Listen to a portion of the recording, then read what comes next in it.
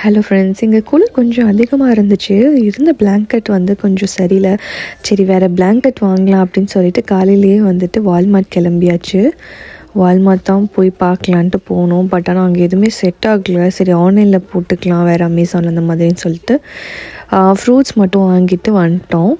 நாங்கள் திரும்பி ரிட்டர்ன் வரும்போது பார்த்திங்கன்னா அந்த வால்மார்ட் அந்த ரோட்லேருந்து நாங்கள் எங்கள் வீடு வந்து கிட்டத்தட்ட பார்த்திங்கன்னா இதோட டிஸ்டன்ஸ் வந்து கண்டிப்பாக ஒரு 3 to 4 கிலோமீட்டர்ஸ் இருக்கும்.